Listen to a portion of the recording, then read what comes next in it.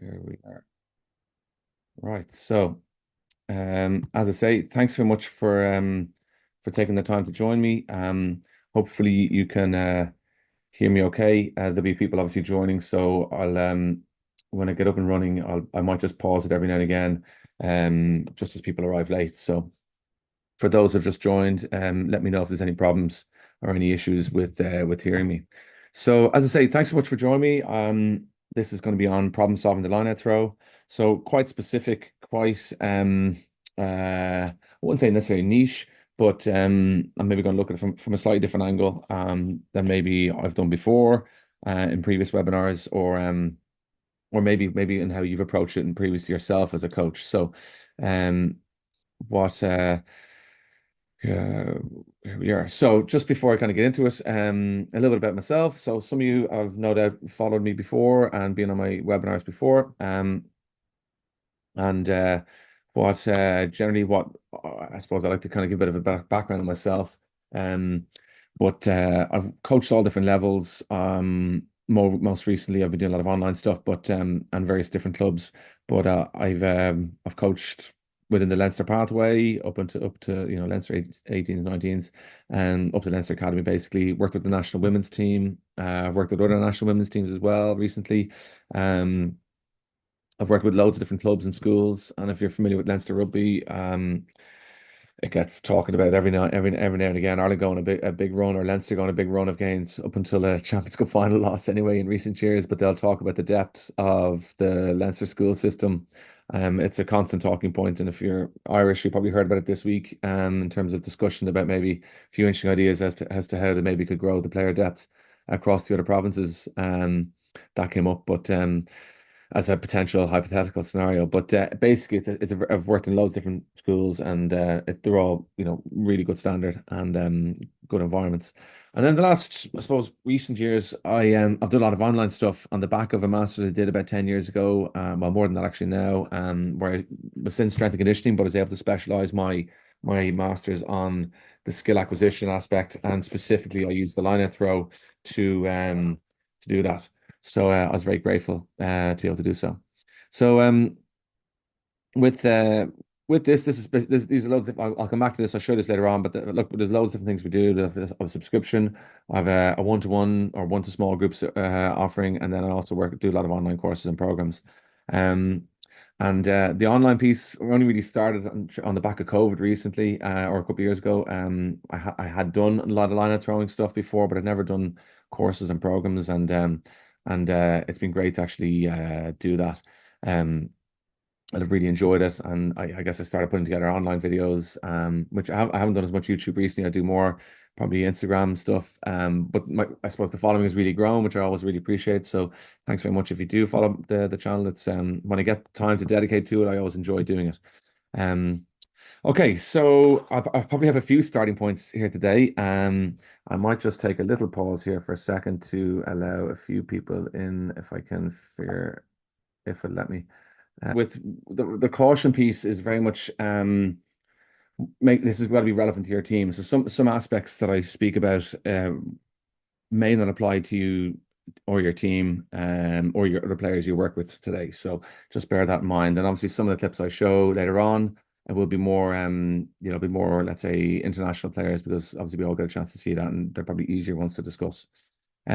So a couple of things that I always want to get out of any of these webinars is, look, I want to share my passion for the line out throwing and skill acquisition, which is why I probably speak quite fast sometimes. So apologies about that. It's because I'm into it. I'm passionate. I really enjoy it, and I also figure that you can watch the recording back if you miss something. Um, okay, so and then I also look. I want to try and create a bit of discussion, grow the community, learn myself, or encourage that and challenge and be challenged. So they're generally what I always look for.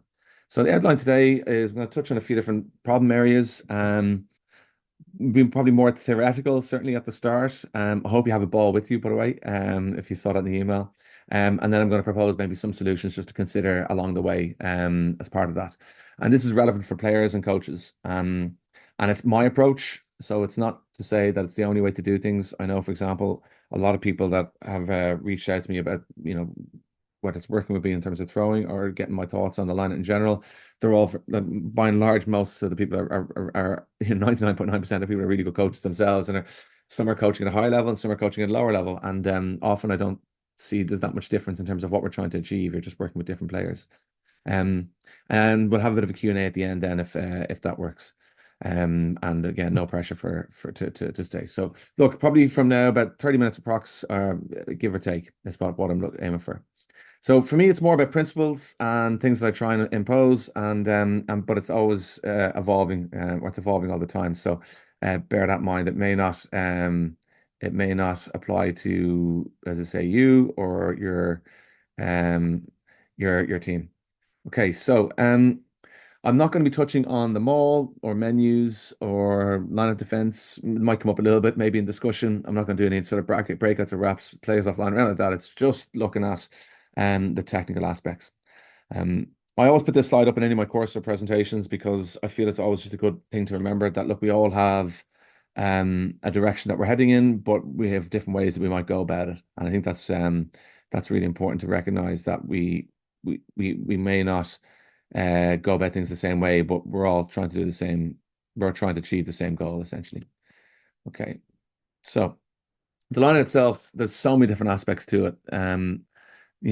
So many different pieces that we have to factor in, and it can be really challenging, and certainly it can fry our heads as a coach, but certainly as a player as well, if you think about it. Like, so, and throwing, it's within all that, it looks like maybe it's a small part. Like for me, throwing and calling the line are two of the hardest skills in the game. Like throwing, I was only having a discussion with a coach there the other day about this, and I'm obviously quite biased, but I feel throwing is very difficult because you're dealing with you're dealing with loads of different elements. You're dealing with people relying on you, or you're relying on the people, I should say.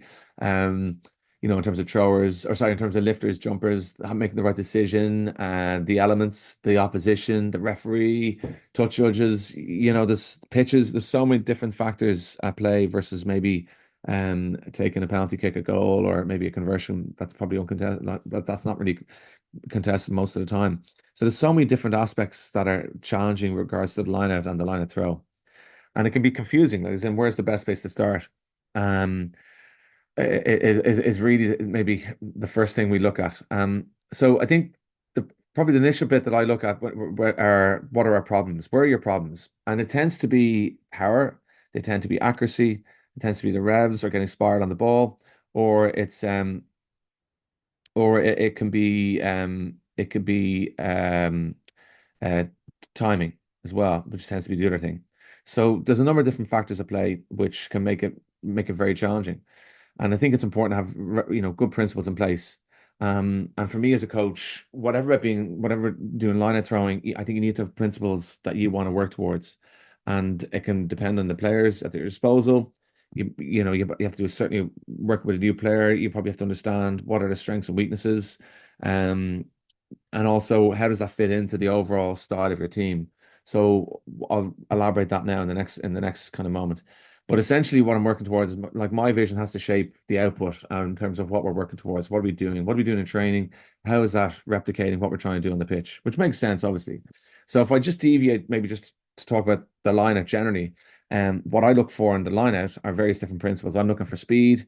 I'm looking for delivery, and I want to score a try. Essentially, they're all the aspects that I'm looking at. Okay. And that's what I want from the lineout. And essentially, I'll probably reverse that and I go the other way around. I want to score a try, and we need delivery and speed to do that. So I'll actually go like that's my goal, is to score a try from every lineout. Um, so within that though, what does that look like? Well, that's speed to call, speed to set, speed to move, speed to throw, jump, lift. So for me, and you've probably seen this clip loads of times because I've shown it loads of times, if you follow me. But what I love about this, the Crusaders in red, they're obviously defending, but it's an exit for the Blues. This is a couple of years ago in a final. And if you keep your eye on the clock, notice what point the ball goes into touch, um, from when it's kicked into touch, and then see what happens next in terms of the Blues. Or sorry, the Reds, excuse me, or the Crusaders. Okay, so the ball goes into touch about 4:14, 4:13, 4:14. And then let's look at when at what point the ball is delivered. So 4:13 stroke 4:14. and at 12 seconds later, the ball is won and delivered.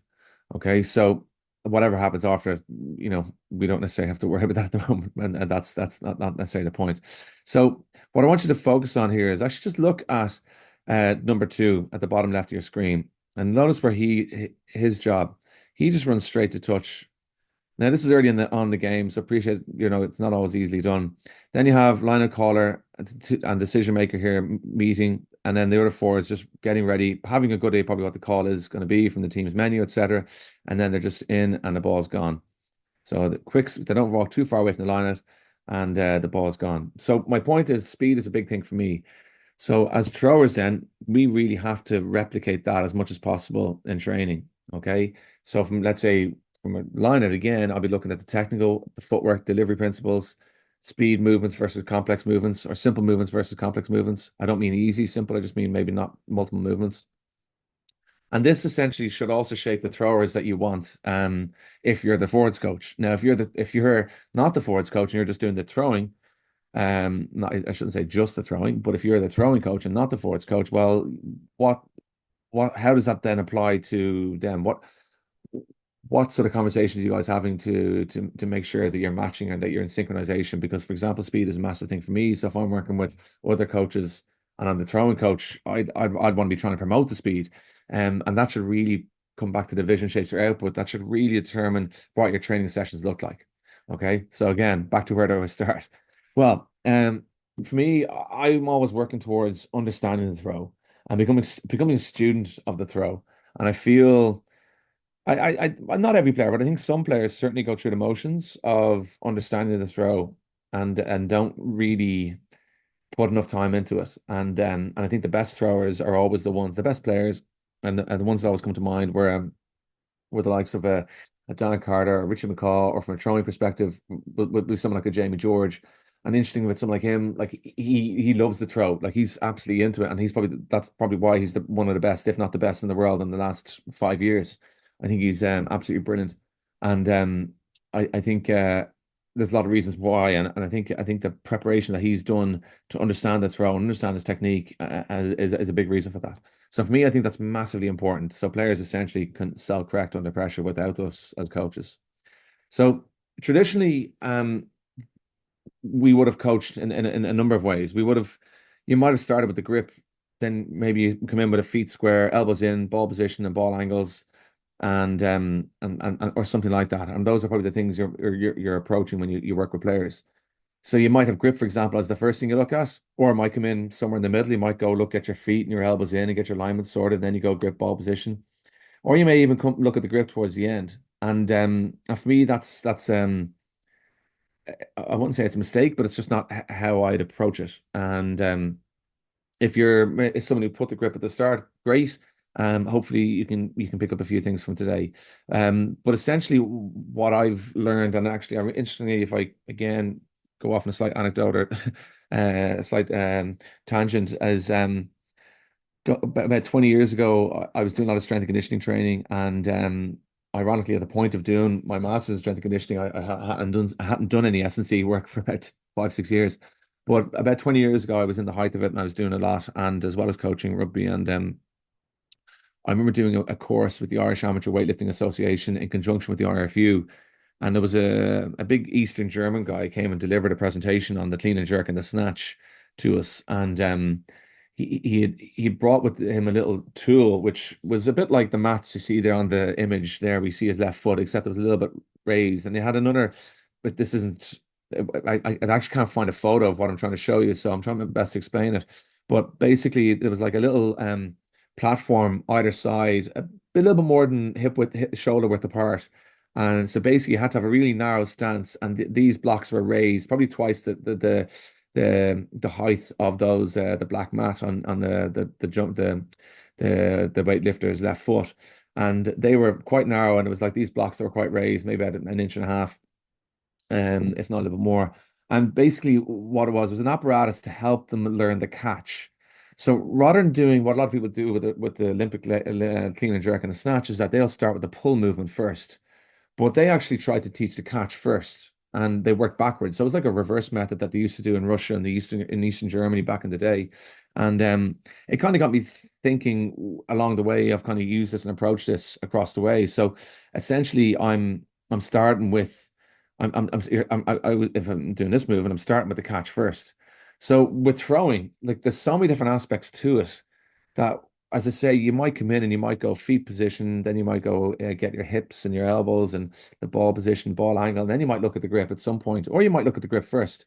But essentially, for me, the big thing that I'll focus on is I'll go grip and finish or follow through. I say finish a lot, but I mean follow through.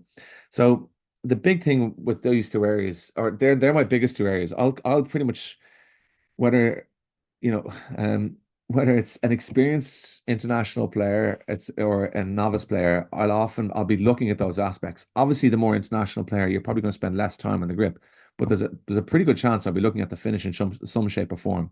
Uh, Um, so um, it doesn't really deviate. Like even a player that's kind of experienced, will actually toy around with the grip. One or two little bits and pieces from time to time, just to see if that can give us something more, even though they're quite experienced. So yeah, as I say, they're the two biggest areas I'll come back to in most sessions. As I say, less grip, but maybe a little bit. The more experienced player and the high and then obviously naturally the level that they're playing at. Or it could be it'll probably be certainly the finish that I'll focus on a lot too. So um and that for me is going to lead into generating more control on the ball. If you have the better grip and good finish, you'll have good control on the ball. With that will come accuracy. You'll have more accuracy on and also with that will come more power. So they're so important to generating more power on the ball. Yes, you will, by natural, but certainly if you're working with a younger player, um, whether they're a teenager, like they will naturally get stronger anyway over time. So I don't really worry about them if they can't hit the back of the liner, for example, or if they can't even hit the middle of the liner, or if they can barely hit the 5 meter line, if they're 12 years of age or 13, 14, 15, like that will come. And the other thing is it'll come the more they learn the move and they become more powerful. So often you'll see someone who's really strong and they're maybe mid 20s or 30 and they've maybe not really thrown before, but it looks like they've no power. And that's because their body has to learn how to move essentially. And with more efficiency and movement, you'll be able to generate more power, basically. So the grip. So the grip then, as I say, is a huge thing for me. And there's so many different aspects to the grip. I'm looking at the stronger hand. I'm looking at the support hand. I'm looking at two seams versus one seam. I'm looking at air on the ball. I'm looking at grip pressure, fingertips. I'm not really looking at the nozzle position. I just throw it in there because some people like to have their nozzle and their pinky touch the nozzle, or they like to have the nozzle a certain way. It doesn't really matter. For example, Jerry Flannery, who was probably Ireland's best thrower, actually, I think he quite liked to have his little finger on the nozzle. Um, he felt it gave him a bit more control, and he knew where his finger. And the big thing was he knew where his grip was then every time, basically. Some balls are marginally different, but by and large, the nozzle's in the same, more or less the same place. For Gilbert balls in particular. So I think that's something which again is quite interesting, but it's not really going to impact. It's not playing a massive role in terms of actually having a good grip on the ball. You can still do that, and likewise, you can still do Jerry Flannery. Like I think that's makes sense. It's a good idea. So finger placement, that's also a big thing, how spread out they are. And I talk about the Ross Ford or the Bismarck Duplessis syndrome because those guys have massive hands. And yeah, not everyone's massive hands, to be honest with you. So I'll come back to that. And a couple of tips to watch for just air on the ball and the grip pressure and fingertips. So I hope you have your ball there. If you don't, that's no problem. But have a ball there and be ready to give a few things a go. And in the next few minutes. So some of the problems that I come across then, we look at our right hand positioning and we look at, well, the seams, gripping around two seams. And I'll show you what that looks like now in a second. And then there's the air on the ball and the fingertip pressure. So the air on the ball is basically the gap between your palm and the ball. Okay, so if you have a big gap where you can maybe get something through, like maybe your finger through, then there's probably too much air on the ball, or distance between your palm and the ball. Likewise, if you can't get anything through, there might be you might be building up too much tension and compression. Not too much compression because compression can be a good thing. But you might have too much pressure on the ball, and and not enough fingertip, or not enough, not you won't be able to generate enough mobility and flick through your wrists and control of the ball. So the fingertip pressure, that kind of comes on the back of the air on the ball. The bit more fingertip pressure can also play a key role in terms of having a bit more control, but without building tension. And that's probably the big thing I'll kind of come back to when I talk about grip and activations. I do probably mention tension sometimes, but it's really important that we're not tensed and building up tension. But the longer you build up tension in a movement, obviously the less fluid it's going to be, and the less dynamic it's going to be, and therefore less powerful. And then the left hand is very similar. So the left thumb, I'm going to talk myself as I'm a right-handed dominant thrower, essentially. Um, but the left thumb plays a huge role. Some people think the left hand is just a guide hand, and it does do that. But the left thumb and even the other fingers can play a role in terms of compressing the ball and generating pressure. And that can help generate power and velocity and revs on the ball with that compression. So the left hand can actually play a massive role. So I often start, and I'll talk about my sequence that I do, but I often start with a small NFL ball, and I will try to grip the ball around two seams, and that can give you a lot more control on the ball. And you can see where my fingers are spread, and they're not overspread, so I'm not building tension by them being overspread. So if you have a ball, spread your fingers on the ball as much as you can. Um, Really exaggerate it, and then maybe go really narrow, and then find somewhere where they're spread, but it's nice and comfortable, and then maybe go a little more than that, and just see how that feels, and try and find the balance between tension and and uh, and activation, or a spread, and a little bit not massive tension basically, um, but a little bit of tension perhaps. So then you notice as well when we bring it in with a small ball is that, well, like a small ball, I think could just help us get a bit of a feel for it. And it's going to be a little bit different with a rugby ball, but I think it can really help that initial stage of just throwing with a ball, which I'll talk about now in a moment. And so my process generally as a rugby coach is I prefer to be game based, and I know there's a big, like, gamification has become a big thing in recent years, and I like it. I think it's good. It has merits. And but I think sometimes you just need to get the work done, and there's other ways to do it. But generally, as a coach, I like having games or some element of competition or game in my training, and it's the same as a team coach, a unit coach, or a throwing coach.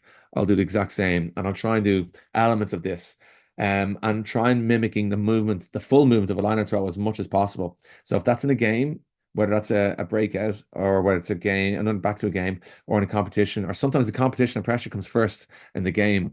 Often I'll start training with that, and that, that can be very difficult for some players to kind of get their head around. But that's what I like to put them under pressure in that sense. So here's a couple of people. Guess which one's not the international? That's me on the right. The other two are internationals. One in the men's game, one in the women's game, and slightly different grips. But you'll notice they both grip the ball with the right. Now, if we're looking at the right dominant hand, they both grip around two seams. And the person on the left, which is the guy, he has a bigger hand. Slightly, not a massive hand, but he's quite chunkier fingers than me, or chunkier hand than myself. I probably have slightly longer fingers, um, but he's still able to grip around two seams. My right thumb is slightly further up the ball than his, not a huge amount, but a little bit. And playing around with that can sometimes help with your grip. And I probably should have said the reason why I focus a lot on the grip is that obviously I mentioned the Russian Olympic weightlifting analogy starting at the end point, but I mean that isn't necessarily the end point for me. The follow through is more of the end point, obviously in the throw. But I think if we go with the grip, you get a really good sense of you get that first connection with the ball. And if you don't have a good grip, you can see it. You can often see how the ball flies out, and that's why I think you look at your end product and you kind of come back to the grip then to see how it's flying. But the end point really is probably more related to the follow through aspect. And everyone's going to be, as I say, a little bit different, I think, in terms of their grip, because everyone has this different size hands and whatnot. But I think there you get it's different. You get a nice little difference, but essentially we're all gripping around two seams. And then we have Ross Ford there on the left, and his hands are almost level because he's huge hands. He can pretty much it allows him, if you have a ball there and put both hands level with each other in the middle of the ball. Now, there's an ever so slight difference with his hands, but they're more or less level. And Bismarck Duplessis was the same. And to actually troll it, that takes some skill, actually. Even with two hands, I think it takes some skill. But obviously, it allows them to maybe keep their elbows a bit more in alignment. And I've seen some coaches focus a lot on their elbows, and that's probably maybe another day's work. In terms of, if you have one dominant hand, obviously your elbows aren't aligned and it can be at different heights potentially. Um, but essentially, I don't think it needs to be your focus at this point. I think I've seen plenty of throwers who can throw very effectively with that, and it hasn't been a problem for them. And on the right, we have Tom Ford again, and you can see his.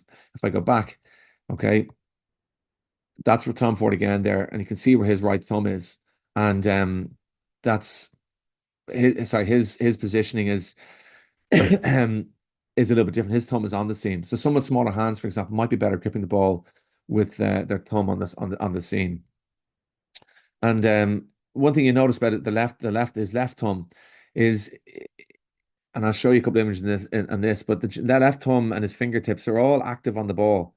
Even though the left hand, we think the left hand is just a guide hand. It is, but they're actually all playing a role, and they all have something to do, and that's massively important for me. Um, okay, so for me as a coach, then, I'm definitely going to go over half an hour here, but for me as a coach, there's a number of stages. I think you need to learn how to throw the ball first, and I'll actually often start with cricket throwing or baseball throwing, just throwing a tennis ball. And then I might bring in a small ball like I showed you. Or sorry, I say a small ball, I mean a tennis ball. Then I might use an NFL ball.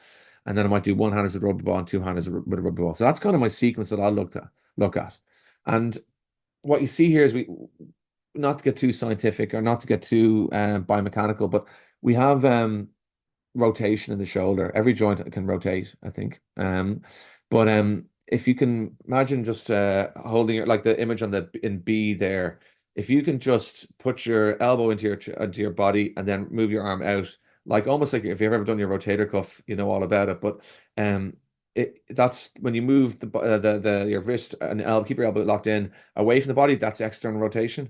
Now, if you put the elbow up in line with your shoulder away from the body, like the image in A, and you move up, you have an arm to rotation. So I'm actually gonna just pop out here so you guys can see me, and hopefully you can see me okay. Let me see his question here. Sometimes I do, Giacomo. Yeah.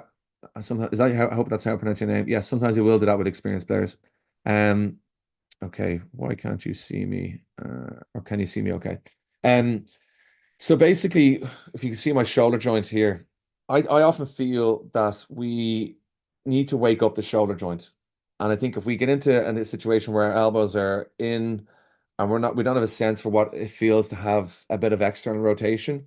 Now, I'm not suggesting you have the ball here in your starting position before you even throw, or wherever you want to start, or far from it. But I do think it's okay for the elbows, or for the elbows and the shoulders to rotate out a little bit as you're coming back. Okay, that for me is okay, because it's more about what happens after at the end. Okay, so a little bit of rotation for me is okay. Um, so hopefully, maybe, as I say, play around with that there now as you get a chance and try and do it. But I think it's good to just have an understanding of what's happening in the body. And I think I want to, when I'm teaching someone how to cricket throw, I want them to have a sense of what that rotation can feel like and look like with a small ball. And I'll do the same with an NFL ball. And then and then I'll use the NFL ball and like bring them where they're tracking the ball back over their head as if it's a one-hander, and then I'll bring in the two-handers and a rugby ball. So that's kind of my sequence. And that's something which I'll go into in a lot more detail on the online programs that I'm starting now and online throwing in next kind of 2 weeks. So that covers it in a bit more detail. Um, but in now we're looking like in the left thumb, or the and the top two images, okay, and we're also looking at the fingertips on the bottom image. So the top right, left, and top right, or top left and top right, we're looking at the thumb, and it's a little bit different, okay. But what I'll often talk to players about is I'll talk about a clock analogy, all right, and I'll say somewhere between 12 and 3. So, for example, if that thumb on the left was on the side of the ball, it'd be pointing towards 12, okay. But it'd be almost on the like somewhere between 9 and 12. And we want it, I want it between 12 and 3. And it's going to be slightly different for some players. I've the way I've done mine, I don't know what way I've taken it, or someone's taken the photograph on me, but it's not as straight as the photo isn't as straight as the one on the left. You can see the way the ball is angled itself is very angled, but you kind of get the point in terms of that the left thumb is angled. Probably closer to 12 than maybe the person on the left. Okay. So then the bottom one, then we're looking at the finger placement. Now, it's important that they're spread but not tense. That's really important. So there's loads of things in the grip there that I've covered. And going back to our two pals, everyone's a little bit different, and the seams can help you generate more control on the ball. You get more control, you can generate more revs on the ball. Okay. And there's our friend um a converted hooker, which is always great to talk about. Somebody who's a converted hooker and learning how to throw and then becoming international. I mean, that's incredible work, what that man did. And yeah, I suppose, sorry, before I kind of get on to the finish then, yeah, I might just, if there's any questions now, I might just take them if anyone wants to ask me a question on this or on the grip. Oh, sorry. Oh yeah, yeah, go for it. Yeah, yeah, yeah, Is yeah, go for it. yeah. Hi, I mean Diego. the left thumb. It's not better to get it open in order to get more control on the ball. When you say open, what do you mean? If not, no problem. Okay, cool. That's So perfect. If not, no problem. Okay, cool. That's so perfect. Yeah, you're back. yeah, You're back. Sorry. yeah. Sorry. Yeah, yeah. Can you say it again? You mentioned position 12 Yeah, and 3. yeah, I mean, if you are a right thrower, yeah. yeah, the left thumb is not better to get it on 12 position in order to get more control on the ball and finish with the split on the ball of the follow through. Yeah, but like wherever your thumb is, I think it's really important that you do like that left thumb is going to roll up on the ball and come Yep. come through. So if that left thumb is here, here, here, as long as you can roll up and do that. Yeah, sorry, a little bit blurry there. Go on, try it there. Your screen's a little bit blurry. It's hard to see. That's okay. Sorry now. It's just hard to see the ball when you're holding it. Uh, you go into video. Oh yeah, nice jersey. Yeah. To So get are you more. saying you're saying yeah, I see it. Gotcha. Yeah, that's good for Evan as well. Thanks. Hopefully you can all see that. So you're saying can you repeat the question then? Sorry, just about you're saying then for the left thumb. Can you repeat that?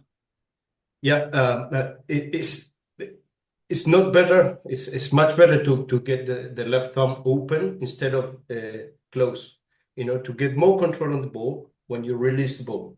Yeah, yeah, 100%. As in like yeah, like as in a bit more away from your fingers. Yeah, yeah, yeah, yeah. Yeah, I think so. I think so, Diego. I think thanks for your question or your comment. And I think so. I think it's good there if we see for example this image here from on the bottom right. I think it's I think it's better if you have a bit further away, like probably closer to 3. I've seen like the closer to 12 o'clock. I straighter. I think that's not going to be as effective. But like I've seen people being very effective at 1 and 2 o'clock, um, and be very good in that sense. But I think the more open it is, yeah, I think that's going to help. It's going to also help roll the ball up with your left thumb, um, as you're getting towards that finish aspect. So yeah, I think so. Which leads in nicely to our finish and going back to our pal Jamie George here, or the follow through. And it's such it's such a big thing for me and the follow through like that arms finish together. I think is absolutely crucial. So there's a few things here that I'm gonna talk about, but it's always good to just to get a sense of get a look at line throw in particular and see the man in operation. So I should just play it again. So the thing with this as I like, for example, what I like about this man is that the ball is angled slightly up. which I'm not talking about ball angles, but I like this. I like that his elbows aren't really locked in really tight. I like that his elbows come out, you know. I like that they're not in line with each other, but his finish is still really dynamic and really effective. And he's a bit of a weird thing, one of his arms where he obviously it looks like he can't really straighten it, but he has a really dynamic finish there. And obviously, look, he's built up so many reps, but like trying to get there is really like for me, that's just I love watching him throw. But yeah, to get to that perfectly armed straight is hard for him, but I think that's what we're aspiring for. And I'll show you a couple of clips now in a while. Um, but there's a number of problems within the finish. And for me, I think if your posture, if your posture collapses, you're probably going to see more under throws or certainly more erratic throws in terms of accuracy as well. We're looking at our arms and our hands. So if we don't have a dynamic finish, okay, really dynamic finish, we're not going to generate as much revs on the ball or generate as much power on the ball, okay, which is obviously going to impact our control too. But we want to get speed. For me, yes, you can have a shape your throw, and I'll show you an example of a shape your throw in a minute, but or in a few minutes. But we want to have revs on the ball. I want to have power through the ball, and it's a dynamic finish. For me, I often talk about it as a dynamic finish. Um, that for me is really important. Sorry, then also the hands and the arms and the hands. I would look at the right and the left. Sometimes the left doesn't come through as much as the right, and that can impact our accuracy, or vice versa. So they're important aspects. Sometimes with the head, we see chin tucks where you might under or overthrow, and you might start to tend to see underthrows, but you might overthrow because you're really compensating because your body's chin tucking. Um, and then stability. If you don't have the upper stability, it might collapse. And again, you're talking about underthrows. So some of them are like posture and stability are quite similar. Heads or the chin tucks are also quite similar. But there's a number of things in the finish that sorry, some aspects of the finish are really important for the power aspect and getting the revs on the ball. And the type of things I'm looking at the hands and the arms. I'm looking at the right index and left thumb. I'm looking at the posture and the head position, like I say. And then the extra bit is a bit of it's the Bruce Lee 1 inch punch. I'm sure you've often heard of that or have heard of that. And a lot of boxers as well, when they're punching, if when they're actually hitting someone, when they actually hit, they rotate as well. So their wrist rotates. So when they're holding the wrist up, when they actually go to punch, they rotate their wrist. And often they're punching through the target. So that extra rotation. So I'll actually just jump out and show you this here. Um, so that extra rotation, it's just one person that let in it as well. I think they got in there. Um, that extra rotation with the hands can actually help generate a bit more power in the ball. And as well, if I'm finishing at that every single time, I know I'm consistent. I'm building up good. I know I'm a fairly good chance I'm going to be accurate. Okay, with my finish every time. So obviously you saw with Jamie George, incredibly experienced. He does like when he's not throwing well, he'll often come back to his left thumb and visualizing that being the last point off the ball. Okay, but generally, like his throw is excellent. That he doesn't quite get his arms perfectly straight, and he finds it hard to get them perfectly straight anyway. But that's the type of finish that I'm looking for. And there's some player just with that extra bit of rotation, just to bear in mind that there's an element of mobility that's required for that, a good bit of element of mobility required for the throw anyway, in the body, all up through the upper body. But certainly they need to be working on your mobility and the shoulder joint for that in particular, because I think that can really help you generate that extra bit of power and torque on the ball.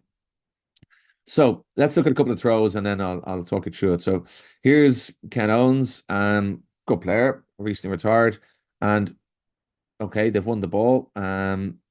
But there's a couple of things within this that we want to see. Now I appreciate this is going to be it might be stop start on Zoom depending on your connections and whatnot. But what I want you to look at his posture. And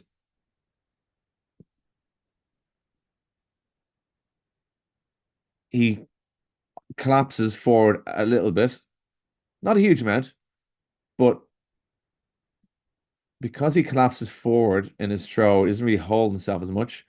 Okay, we're not really stretching the jumper.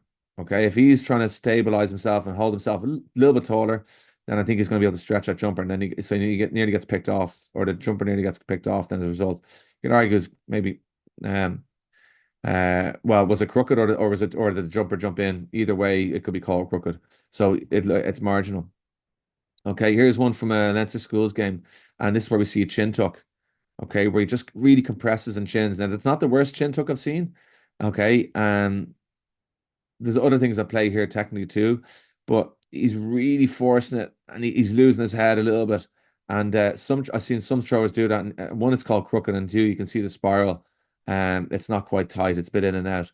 But it's really forced. So a couple of things I'll be looking at with him is, I think, look, he probably looks a bit tense generally, and I find a lot of throwers try to build up a lot of tension here in the body, which I think it's important of activations in the core and the glutes and whatnot. But I think some players build up too much tension, and therefore they lose that range of movement, the range of motion, range of movement, as I say, and the motion is it's not fluid. And I often come back to golf, and I use golfers like, you look at someone like Rory McIlroy. Yes, he like it's a really fluid movement, but he does it incredibly powerful. He's incredibly fast and powerful with it. And I think you can use the line of throw as a similar sort of aspect to consider. Like, we want elements of tension just as we are striking the ball, but we also want a fluid dynamic motion as well. Um, Now we look at the arms and the hands. So I'll play it through and then we'll have a look.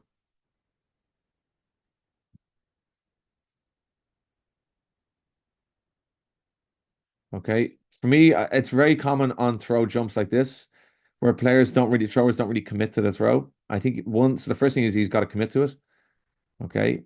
I feel like he doesn't really commit to it. He just kind of goes half into it, but that's because it is a throw jump, so to speak. A throw jump is in like, I think, okay, the cue probably isn't him. The cue is probably on the call or the front lifter, and then he's going. But he doesn't really commit. He certainly doesn't hold his finish at all, and it ends up being crooked. And it's harder on these throws to get a finish, but I think you've got to really get those hands through a bit more and hold it. And certainly when practice, like even with a club team I was working with the other night, I often get players to hold for 3 seconds in training, and then we reduce that time, reduce that length of time, reduce how long they hold it for over time. And obviously in a game they don't do that. They've got other things to be thinking about. And here's one here where maybe it's not always the thrower, but we do the thrower will always get blamed no matter what. Now this ends up not being called crooked, but and do they jump into the line out or don't they? If we look at the starting position here, look at where he actually takes the ball. So he takes the ball on the outside, but it's we could argue that maybe they jumped in a little bit. So that's just on the catch. Could have been called crooked. I'm glad it wasn't as a thrower. But let's just look at the technique, and you can see the chin tuck here. A lot of players really struggle there. Okay, their posture, they come forward, and we just really want to hold ourselves that little bit taller and try and avoid chin tucking. And look, it's still a good catch. Like, it's still a clean lineup, but I mean, it's not far from getting picked off either. And if you look, he's actually on the jumper's actually on the way up as he catches it. And when he catches it, it's just above his head, slightly, or just ever so slightly above his head, and he's on the way up. So he actually could have got it. He could have stretched him a bit more. And he's obviously he's a tall guy too, long arms. So for me, it's really important that you stay tall. And here's a good example of a guy who's just staying tall. All right. So again, get a good look. Pause there. So just look at his posture. Okay. And he actually was some fella he was a guy who did have a bit of, he was a very fluid thrower, and knowing that he didn't have loads of tension. And obviously with tension, it's really important that we don't, as I said earlier, we don't hold it for too long. We might just have it just as we start the movement, and then it's really dynamic and there's a bit of tension and activation. But you can see he stays really tall, which I think is really good. His posture's nice, and then it ends up being a nice ball. And then they're into the game. So for me, that's a massive important thing. And one of the ways we can do it is, I think it's good. Well, I mean, you can do it loads of different ways. You can do it just standing, just to get a feel for it. You can go from your knees. From standing, you can go with like a football, build in a rugby ball, then maybe introduce like a wobble board. You can go on your knees on a Swiss ball, like anything that's going to challenge you to hold your core in an upright position. That's massively important. And I'll often use a cue. I'll talk about maybe trying to pretend there's a sheet of glass or sheet of ice above your head, a millimeter, like a not even a millimeter above your head, but it's just above your head, and you're trying to break that with your head. Okay, it's just so you stay nice and tall in your finish, and you finish slightly up. So yeah.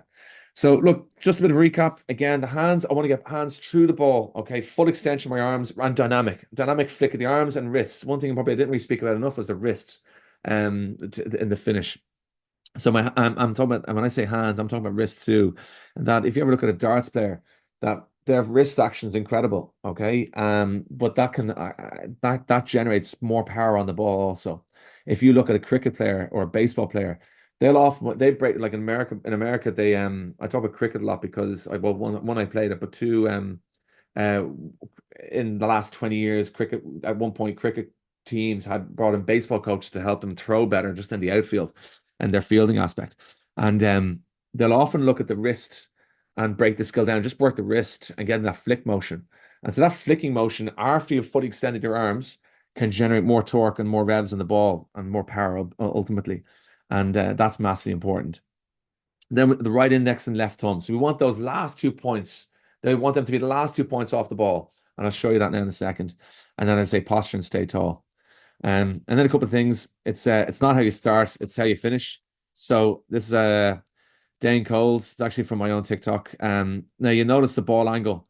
Notice it's at an angle, but it gets his arms through, and the ball is at a straighter angle. It's also tilted slightly up. Some people say the ball needs to be tilted down or straight. Like this guy's a pretty good thrower, and for me, it's not a massive thing. I think if it becomes a problem, then you might look at it, but it's not something I'll gravitate towards. I'll always go start or the grip and the finish, and those will be the biggest things I'll work on. Just get people throwing, and I like the below matters, like I say, like your elbows, your stances, the ball line, the position. But for me, like I said about the elbows, I don't overly focus on them being in. If they're out a little bit and they go out a little more, as long as it's not too far out, then I don't mind as long as they finish really dynamically as they come through. Stances, I don't really care if you have a split, square, or you step. The ball angle, I don't mind, like I said, with the Dane Coles, if what angle it's at, as long as it's not too high up. And that yeah, and at some point, sometimes when people have it too high up, they're releasing too early and it's pointing up, and that's something which I might look at, but that's I won't necessarily look at that straight away.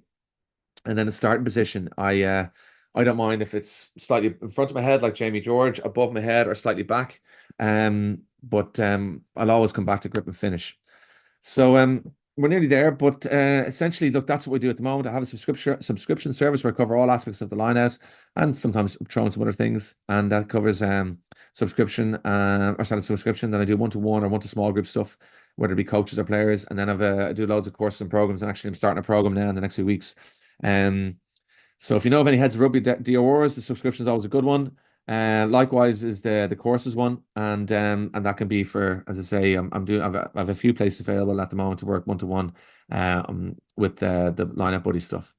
And in terms of what's coming up, I mentioned the last two, but I'm doing lineup throwing in the next 2 weeks, and then a Maul in 3 weeks' time. So there are different programs that are coming up.